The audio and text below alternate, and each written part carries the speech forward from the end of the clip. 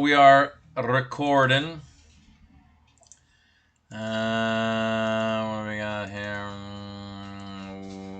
Weekly, week 9. Digestion. There we go. And, sorry, I'm not sharing here. I will be.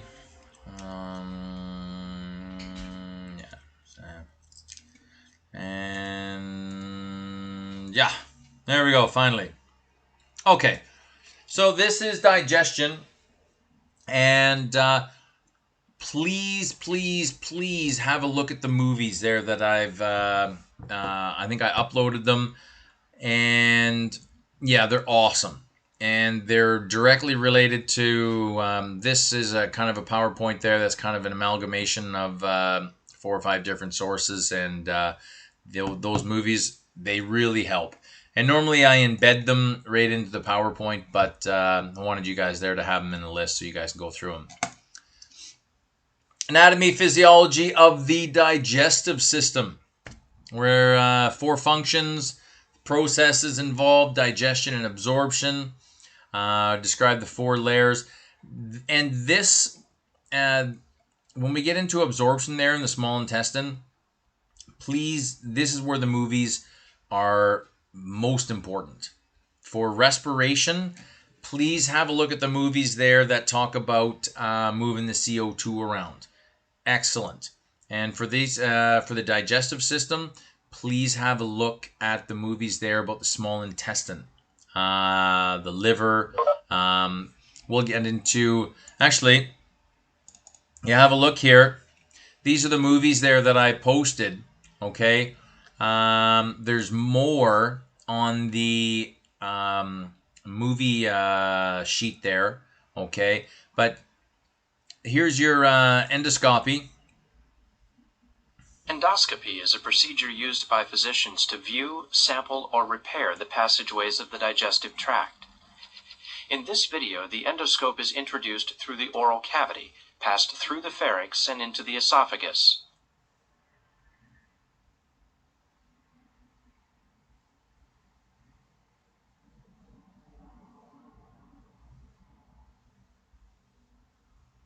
We are now passing through the gastroesophageal junction. Notice the rugae lining the stomach. And you see, when we get into the stomach there, these rugae, it's all about making or increasing the surface area. Because the stomach is about the size of your fist. All right? That's it. So the next time you have a meal, I got to remember this, that your stomach is only this big. And what happens here is on the inside of the stomach lining, you get these rugae. And they, number 1, increase the surface area. Number 2, they kind of act like tire treads. They give traction to the stomach to move the food all around and to get it all going there. Okay? And that's the end of that movie. But please have a look. This one here, small intestine, this one here is awesome. All right? But, and this, the whole idea here, I will play this one here, full digestion. Digestion begins in the oral cavity with both mechanical and chemical breakdown of food. Chewing motion breaks down food particles and mixes food with saliva secreted from salivary glands. There are 3 salivary glands that contribute secretions to saliva. The parotid glands contribute a serous fluid rich in amylase. Amylase is a digestive enzyme that begins carbohydrate digestion. The submandibular glands secrete a primarily serous fluid that also contains some mucus. Mucus secreted from the sublingual glands helps bind food together and acts as a lubricant during swallowing. So there are the 3 glands there that do all their different purposes, because mechanical digestion, the whole idea, chewing your food, right? And is combined there with chemical digestion, enzymes. They're there to break down. Remember I told you there, if you take a piece of bread and chew it for 5 minutes, it turns into this disgusting slurry. And after about 5 minutes of not swallowing, just chewing this piece of bread, it actually starts to turn sweet because the amylase in your the enzyme there that breaks starch into little sugar molecules, and your piece of bread will eventually turn sweet because bread is just basically table sugar. So mechanical digestion, chemical digestion. As food is swallowed, it enters the esophagus and is moved downward by a wave-like muscular contraction called peristalsis. Peristalsis. That's this motion here. Okay? And you go on YouTube, you can see somebody drinking a glass of water upside down. They're standing on their head and they're drinking a glass of water because the peristalsis is pushing the water to their stomach, which is now inverted, right? Contractions progress from the superior end of the esophagus to the gastroesophageal junction, where the contents of the esophagus empty into the cardiac region of the stomach. The lining of the stomach secretes gastric juices that contain digestive enzymes. Peristalsis churns and mixes the food with gastric juices while moving the food toward the first part of the small intestine, the duodenum.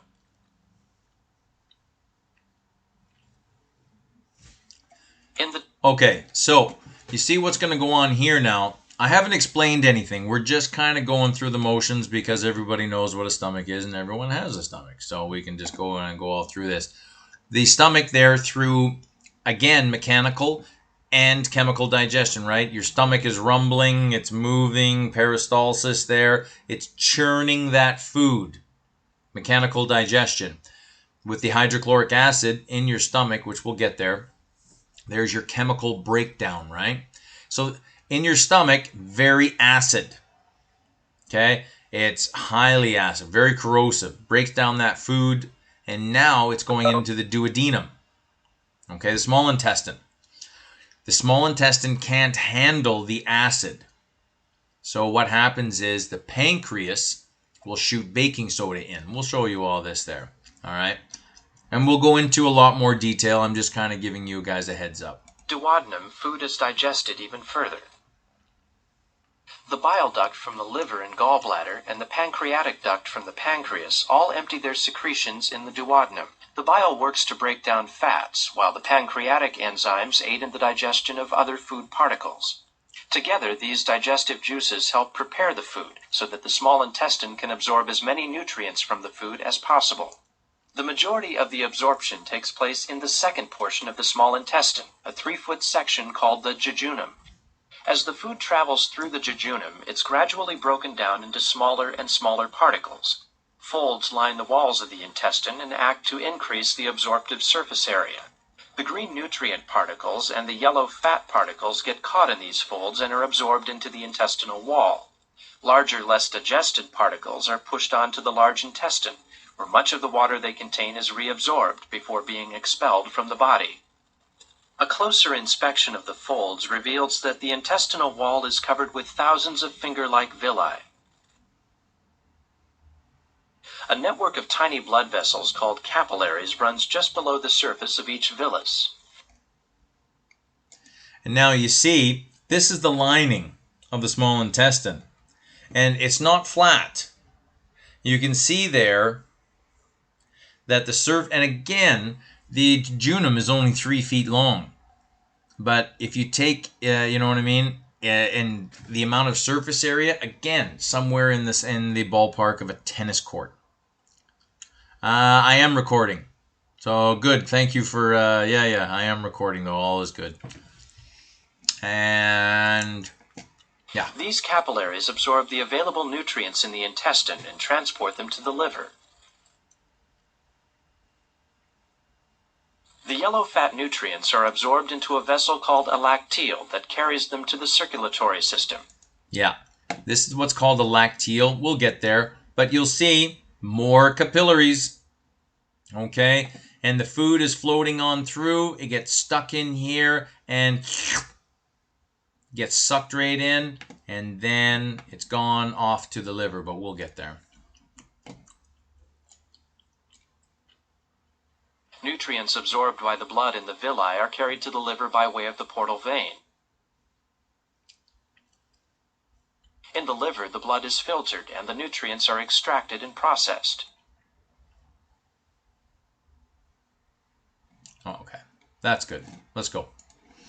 So, a little bit of an overview there. We're basically going from rooter to tutor. This is where we're at here. Digestion refers to the mechanical and chemical breakdown of food and absorption. Mechanical digestion breaks down larger pieces of food into smaller ones. Okay.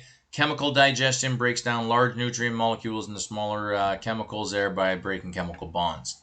And we'll get into more of these right here. Excretion. The digestive system consists of the alimentary canal leading from the mouth to the anus, and also includes several what we call accessory organs, okay, like the pancreas, these kinds of things, okay. But the alimentary canal, it's like what I was saying there before. It's a lumen that starts here and ends at the end, and you can actually remove the whole thing. It's just a tube, and you'll see it right here. This is basically your alimentary canal. Mouth, okay, there's your esophagus, tummy, oh, there's the pancreas in there, the liver, okay, and they're able to, the liver shoots in bile, which is there for fat digestion, bile, fat digestion. Okay, the pancreas secretes pancreatic juices, okay, for other types of digestion, but also baking soda, okay, bicarbonate there, because the food, the slurry coming out of the stomach is highly acidic. The stomach can handle it. The small intestine cannot. So the pancreas shoots baking soda into here at the same time food is coming out of the stomach to neutralize the acid. Okay. So words right here, have a look at those. 4 layers of the digestive tract. And this is continuous from rooter to tutor. There is your mucosa layer, your submucosa, muscle layer. There's got to be muscle in there, right? What's causing the peristalsis? Okay, smooth muscle. And you've also got a serosal layer. Okay, so you guys can have a read up on those. They do different things. And you can see blood is in some areas where it's not in others. So have a look at those. There's 4 layers. Mucosa, submucosa, muscle, and serosal. Okay. Innervation of the digestive tract. We just learned that word. Innervation means to stimulate. Okay. The enteric nervous system, autonomic. Okay. Starting with the mouth, and I'm not going to go too crazy. Like, I'm not going to, I think I have a slide in here on teeth. I'm not going into teeth. You know what I mean? But I want to show you guys because I want to. Teeth, chew. Another word for chew. Another word for chew. Did I leave my... Yes, I did. Another word for chew is mastication. Tongue is there for swallowing, talking. Salivary glands. We just talked about those in the video. There's your parotid, submandibular, sublingual. Okay.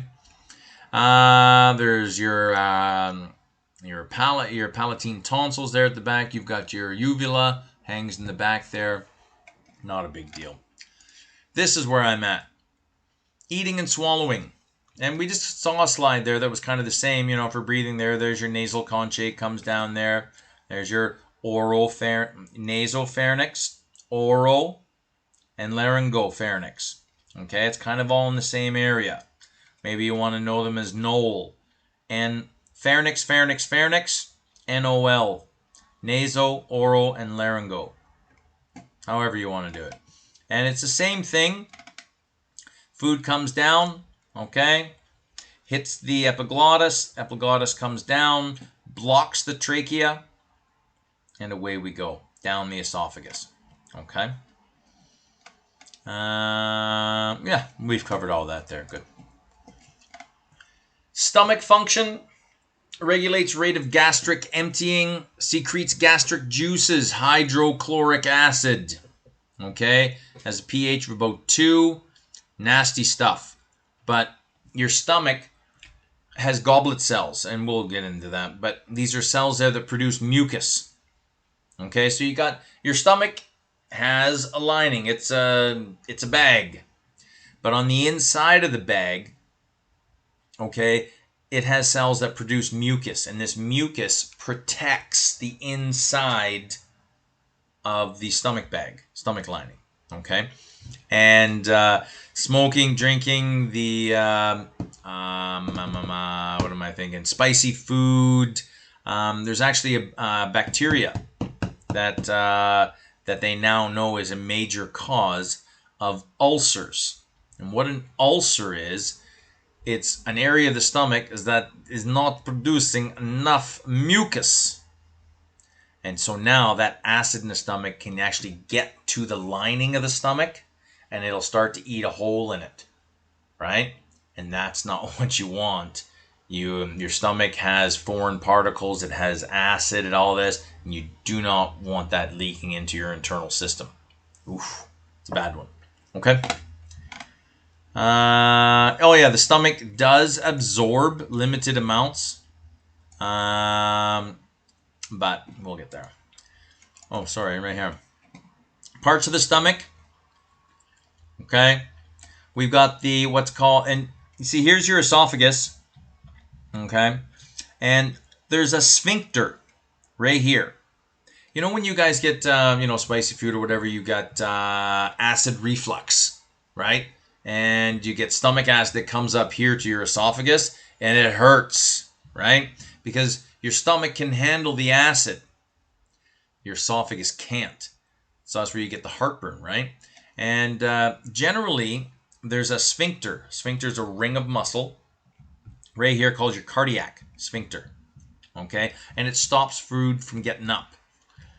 But sometimes food does get up in it, all right? But and acids or whatever. But you see, here's your stomach here. There's your rugae, right? Those are your tire treads. You're able to throw food around and move things around, and increases the surface area of the stomach. Okay. This part of the stomach, the top of it, is called the fundus. Fundus. You actually kind of see the same thing when you go into the uterus. Kind of the same shape. But there's your fundus. This is what we call the body. Okay, I'm not interested in the greater curvature. I am interested in fundus, body, rugae. Okay, this is your pylorus area down here. This is your pyloric sphincter, another ring of muscle. Okay, that when the food is fully digested, it opens up and a little squirt, squirt, squirt, squirt comes out. All right. This one here, this it's not labeled. They call it there the lower esophageal sphincter. I call it the cardiac sphincter. Whatever. Okay. And then we're into the, as the video said, duodenum. Some people say it. I say duodenum. Whatever. Okay. Muscles there in the stomach here. We have longitudinal, oblique, circular. By the way, I need to mention that a bite of banana that you're chewing, you're masticating in your mouth here, all right? You're chewing your banana. Once that banana turns into like a ball of mush, right? And then you swallow it and it's gone. That is now called a bolus. Bolus, B-O-L-I-S. And that travels down the esophagus, all right? And plops into here. And now it gets churned like a butter churn and just mixed around like a cement mixer until that banana is dissolved into what is now called chyme. This food slurry, acidic mixture of yuckiness. Okay? That's called chyme. All right? And that's what gets squirted into the duodenum. Okay? Through peristalsis. Now, there are a couple of cells that we'll need to talk about here. Now, this is what the stomach lining looks like. And again, massive surface area. Look, all the way down, you get these ridges in here. Okay? And what we've done here is we've taken a little snapshot of the side of one of these ridges. Okay? And you see we have mucus cells. All right?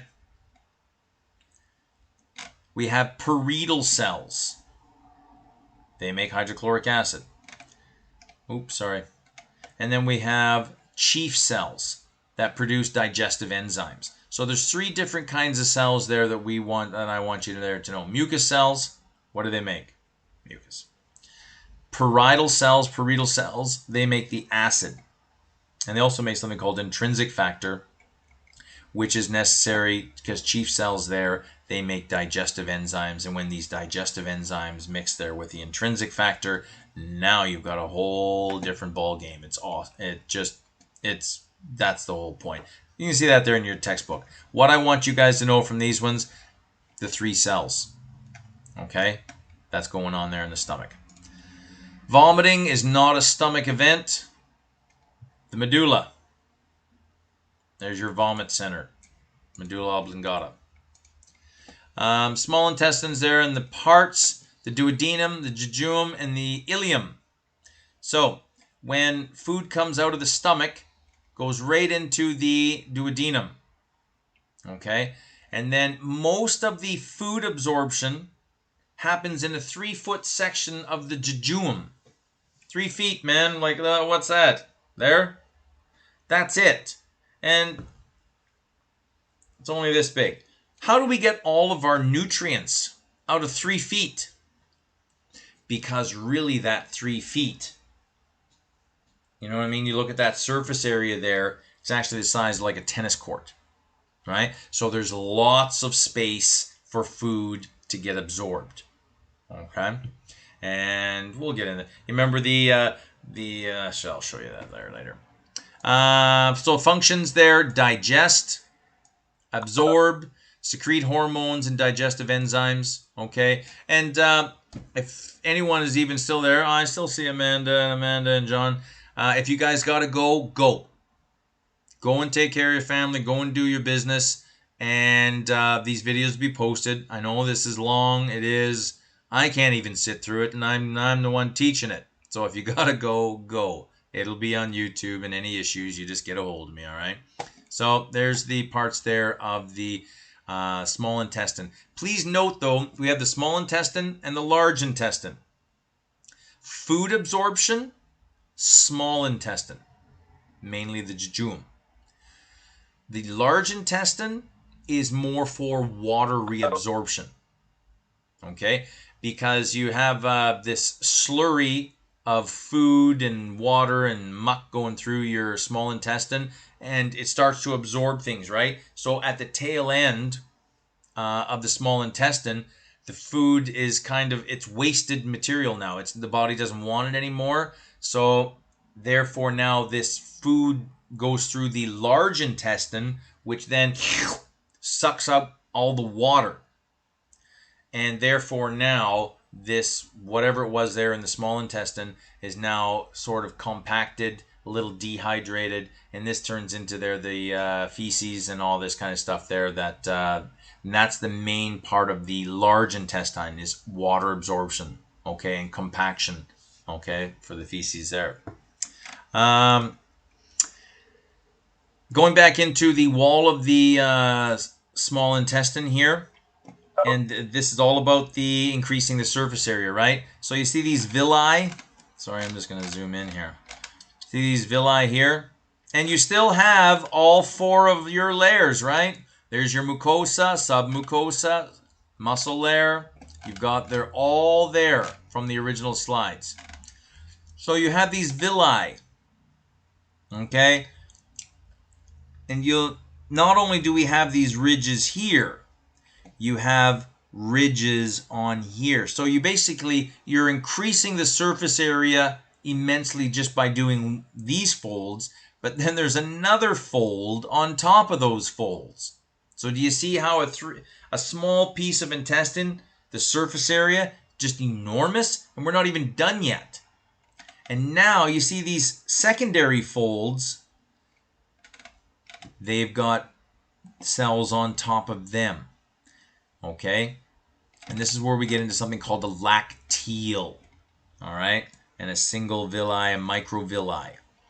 And each one of these guys here, okay, food particles are just floating, you know, in the lumen here of the small intestine. Piece of banana comes and sticks here.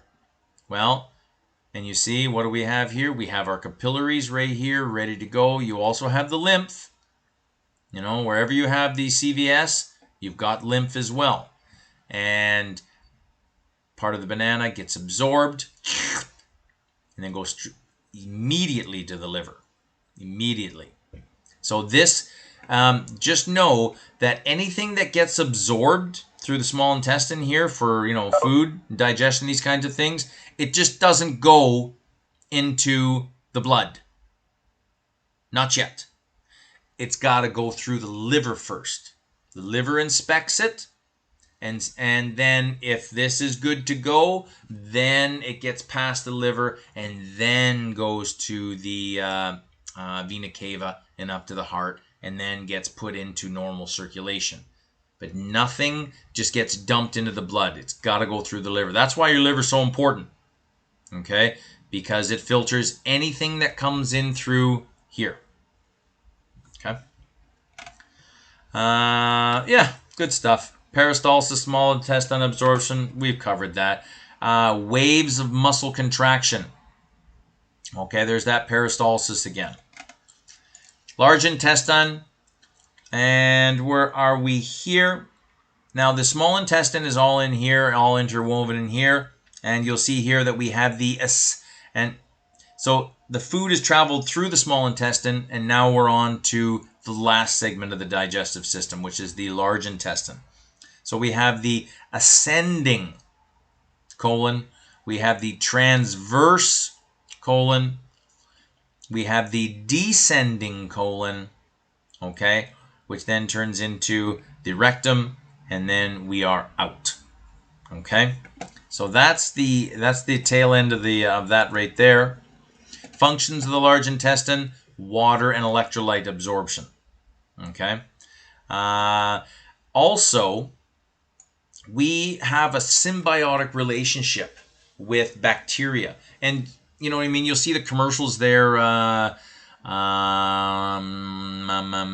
Eat yogurt. It's good for your gut, right? And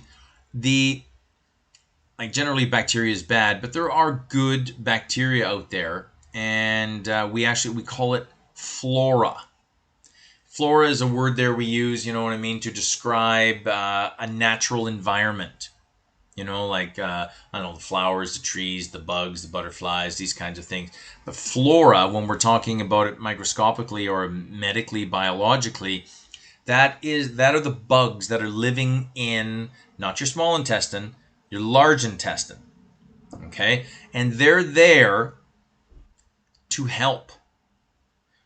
They help in being able to, right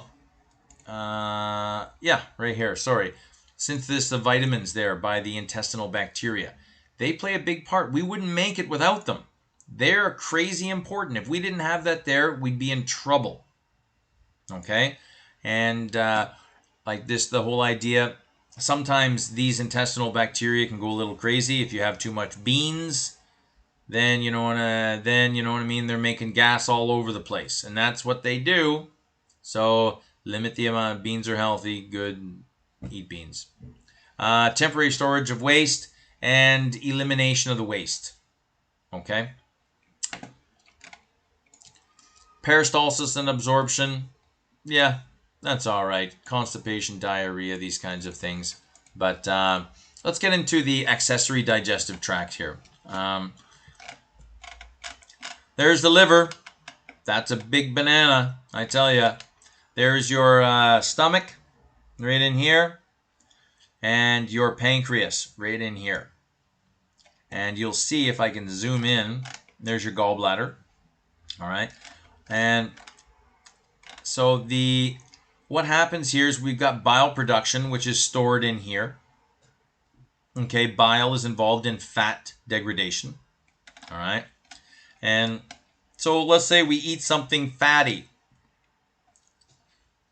Receptors are there to realize, hey, attention, hey, we got a Big Mac coming in here.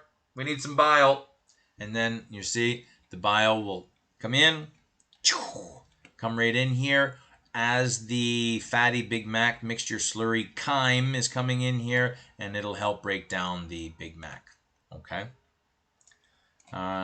You'll remember there that the pancreas is both an endocrine and an exocrine gland. Endocrine means it does not have a duct, right? Like the hypothalamus or anything there, pituitary there, there's no duct or anything there. They make the hormone and then they just release it, and it eventually makes it to the bloodstream. Oh, okay, there we go. It finally caught it. There's no duct. There's no chute. So, but the pancreas is an endocrine. You know what I mean? It has its beta islets and all these kind of endocrine glands with no ducts. But it is also an exocrine gland, which means that it does have a duct. Okay? And this is what we call the main pancreatic duct. And it has a tube that goes right in here. Okay, for the baking soda. I shouldn't say baking soda. It's not baking soda. It's bicarbonate ions. But baking soda will do. So there's your liver, gallbladder, pancreas, and they are connected. All right? And so when the food comes out of the stomach, pancreas will shoot in its digestive enzymes there to assist. The liver may be involved as well, and the food gets digested. Whoa. Liver function. I don't even know if these are all of them. The liver is like, you know what I mean, super organ. It's can't live without it. Synthesis of bile. Secretion of bile. Plasma proteins. Storage of glucose. Fat-soluble vitamins. And I think I talked to you guys about this there at... loving mother mistakenly gave her son, these chewy vitamins, kids' vitamins, like little squishy little bears, and, it's fun for the kids to eat, was giving her child these vitamins as candy. And every day the kid would come home after school and eat half a bottle of vitamins. Oh, man. The problem with vitamins is you have water soluble, which you just pee out. And honestly, 99% of vitamins are a waste of money because you just pee them all out anyway. Okay? But the problem is fat-soluble vitamins. You don't pee them out. Your liver absorbs them. And they're there until you use them. So if you keep taking these fat-soluble vitamins, what happens there is your liver will start to toxify. Yeah. What else we got here? Your hepatic portal system. I'm just trying to see if I have a... I don't think... maybe I do in the... what's this one? Lower digestion. Let's try this one. I think there's a movie there in the stomach contents pass through the pyloric sphincter to the small intestine. A duct from the gallbladder adds bile, which breaks up fat droplets. This duct is joined by one from the pancreas, which adds bicarbonate to neutralize the acid, and adds enzymes, which, along with those from the intestine's lining, complete digestion. Food is propelled through the digestive system by waves of muscular contraction called peristalsis.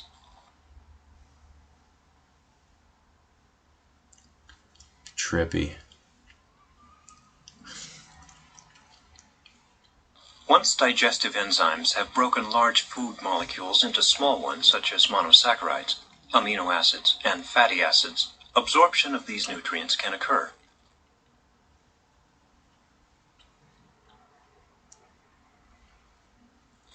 The lining of the small intestine has a great many projections. Okay, so this one here has got some repeat, but that's okay. There is a movie on the hepatic portal system. Hepatic means liver.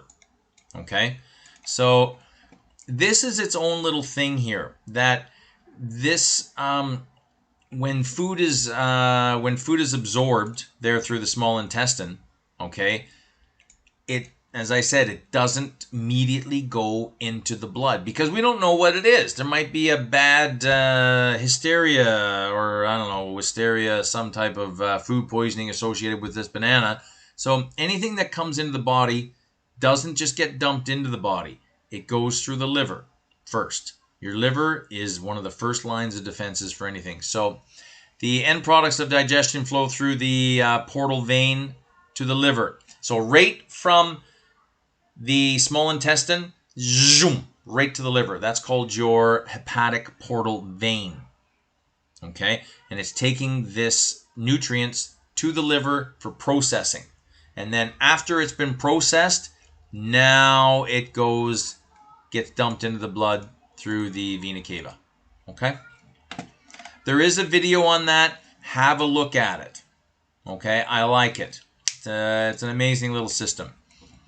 Your liver lobules here, you'll see there we have the central vein. Okay, it's formed from blood, and the liver lobules assist in digestion of fat. Okay, this is bile here. It's stored in the gallbladder. Okay, composition is water, cholesterol, bile, pigments there. The biliary tree, ducts connect the liver, gallbladder, pancreas to the duodenum. We have hepatic ducts, the cystic duct, the common bile duct. So these are all exocrine because they have ducts. Endocrine, no duct. Where are we here? There's your gallbladder there. It's a little pear-shaped little sac, stores bile. It can cause problems, so you can take it out if you want. Just don't do it by yourself. There you go. Pancreas there, located just below the stomach. It's both an endocrine and exocrine gland. Okay. We've talked about this there. It shoots out bicarbonate to neutralize there the acidic chyme. Okay. We're going to explain the physiology of digestion and absorption through some enzymes. Here we're going to get into a little bit of vitamins and nutrition. Okay. Carbohydrates. There's something called a polysaccharide. Poly means many. Saccharide means sugar. Saccharide means sugar. Okay. So polysaccharide. Many sugars. Okay. Like bread, rice, starch, cellulose, tree bark is actually a polysaccharide. It's cellulose. We can't digest it. All right. What else we got? We got disaccharides. 2 sugars. Monosaccharides. Simple sugar. Glucose. These are what are absorbed by the villi in the small intestine. Okay. Gastric juices here. You got the hydrochloric acid. What it does is I don't know if you guys have ever used well, sure. You poach an egg, right? And you get the water boiling, and then you crack the egg and drop it into boiling water, right? And you cook it for a minute or two, and you get your poached egg, right? And one of the if you put like a quarter of a tablespoon of vinegar into the water before you put the egg in, so now the water is slightly acidic, and then you drop your egg in, what happens is the egg kind of congeals. The acid from the vinegar starts to attack the protein in the egg, and so there your egg is all just a nice little you know what I mean, for restaurants, these kinds of things, right? Your egg is nice and round, and it'll go nice on a plate or something like that. That's what the stomach does to proteins there. It just gives it a complete smackdown. degrades it to, these proteins are these massive molecules. We've seen pictures of molecules, protein molecules. They're the massive three-dimensional, they got folds and alpha helixes and beta sheets and all this. Put that in the stomach, that whole thing just gets completely unraveled. Okay? Because the body's not interested in whatever protein that was. The body is interested in breaking this protein up into its individual amino acids so that the body can take those amino acids and go and make something. All right? So basically that's what chemical digestion is. Okay? Anything that ends in A's is an enzyme. Anything that ends in A's is an enzyme. So in our mouth, we have amylase. That's what breaks down starch into simple sugars. Protease, protein, they are enzymes there that digest protein into amino acids. And it's these amino acids are then absorbed by the villi and the microvilli. Okay?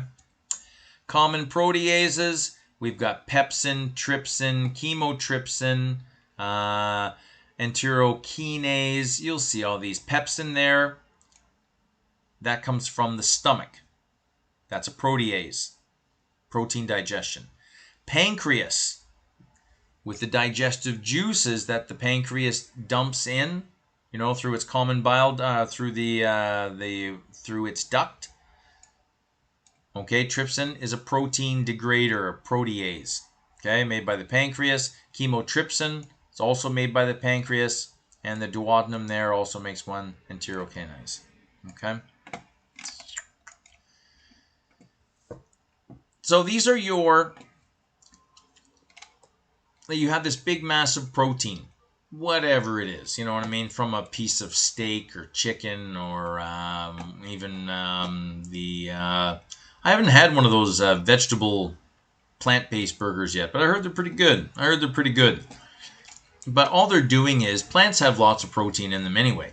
So, and if you're going to eat protein from a plant or protein from an animal, it's protein, right? So these big proteins there, if you subject them there to proteases there, the digestive system, what happens is they get broken down into peptides, which is a couple of amino acids there that are still together that we can actually break down even further to their individual amino acids.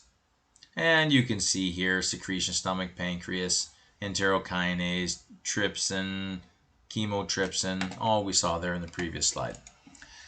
What we got here? Fat and bile. Digestion. Bile degrades fat. Okay? And the reason why fats, they have a little bit of trouble is they're not water soluble. Okay, so we need something that's going to break them down because we're water bags. And if we eat something that's fat, it needs to be broken down in such a way that our body can move it through our water self, right? So what we do there is called emulsification. These bile salts there, they get in there and they just kind of act like soap and they break up these fat molecules. Okay, really interesting there. Maybe watch a little video on the chemistry of soap. One of the greatest human discoveries of all time. And such a very simple procedure. Okay, basically take ashes there from your wood fire, mix them there with some type of fat, a little bit of perfume, and there you go. But have a look at those. If you get a chance, the chemistry of soap. Awesome. Nutrition concepts to know. Carbohydrates. These are your sugars. If you're on a keto diet, you do not want to be eating these. Okay. These are the easiest to break down for the body. And we've talked enough. We've talked about the damage there of drinking a Coca-Cola or a sugary drink. You know what I mean? These kinds of things. Proteins. This is muscle. Comes from amino acid. We really can't synthesize these. Okay, we gotta eat them. Lipids. These are fats. Vitamins. okay, and minerals. These are minerals there. These are calcium, magnesium, I don't know, all these different minerals there. We got potassium and sodium, all these ones here that we need in pretty, kind of small amounts. Vitamins there as well. We need them in for normal function. And we get them, I think the only one that we make is vitamin D from the sun. All else we got to have. Yeah, we've gone through this. Simple sugars, monosaccharides, disaccharides, complex carbohydrates, polysaccharides, okay, consist primarily of starch and fiber, okay. Fiber, they say, is very healthy to eat. My wife is trying to get me on this high fiber cereal there. And just why is fiber good for you? Well, it's not really good for you because we don't do anything with it. They used to think there that the gallbladder maybe 500,000 years ago was involved in some type of fiber digestion, like rabbits, cows. They can eat grass and carrots and get all the nutrients out of it. We can't. All the fiber that's in a carrot, or if you want to go and have some tree bark, your body, we can't digest it. So the fiber just goes through us. It's like roughage. We don't digest it. It just goes through us, cleans us all out. That's why fiber is good for you, because I've read studies there that it's anywhere between 3 and 7 pounds, but when a person hits 65, and if they haven't been the greatest eater, they might have somewhere between 3 to 7 pounds of undigested meat sitting in their colon, just sitting there. And you wonder why people get tired. Mid 40s, late 50s, you know what I mean? Why I live a healthy lifestyle, I'm active every day, but I'm always tired. Well, maybe you have 3 pounds of undigested food particles sitting in your stomach for the past 5 to 10 years that your body knows it's there, and your body's been trying to get it out of there, so your body is expending all this energy trying to get this out. No wonder you're tired. So this is one of the benefits there of a high fiber diet. It cleans you out. It keeps things moving. Okay.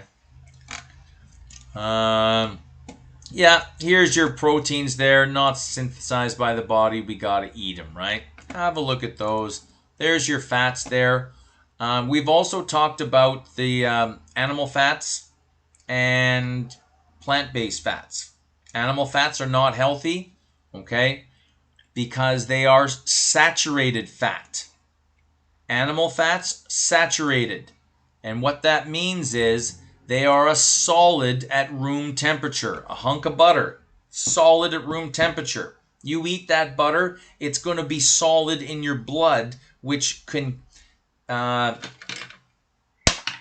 fall to the bottom of your blood vessel, and due to gravity, and then possibly it will start to attract other butter molecules, and then that's how you have atherosclerosis and these kinds of things. Okay, unsaturated fat is plant fat, and it's liquid at room temperature. Okay, it's not going to accumulate. It's going to keep going through the blood vessel. Doesn't cause any type of cardiac disease. Okay. Essential fatty acids, these are not synthesized by the body, must be consumed. There's a couple of them there. Linoleic acid is an important one component of cell membranes. So, you know what I mean? These are things there that we need, and we can't make them ourselves. We're almost done. I know it's a long one. I know. But you're doing great. And even if you had to leave, look, you're back again watching it again. Can't even get rid of you, can I? So you guys are doing good. Just keep at it. And if you can only watch it in 30 minutes spurts, then only watch it in 30-minute spurts. It's all good. Yeah, more on fats here. Here we've got a hunk of fat from the liver there, and the liver manufactures the bile. The gallbladder can store it, but you'll see there that what happens there, the fat gets broken up, okay, and eventually gets broken down into its essential fatty acids and reabsorbed that way. Okay. Vitamins, small organic molecules that help regulate cell metabolism. Fat solubles are A, D, E, and K. You do not want these to accumulate in the body, because too much vitamin A, you will die. Okay? So just be careful about the amount of vitamins you take. Okay? Because all of the water-based vitamins, you just pee them out. You're just throwing, that's why I tell my wife there, just be careful of vitamins, because 99% of them, they just go down the toilet anyway. Okay? But it's the fat-soluble ones that do not go down the toilet. And these ones here, if they're built up enough, they can become toxic. Water-soluble, B, you got a couple B's there. You got your B12, B6s, and all this. You got vitamin C, okay? And these are not stored.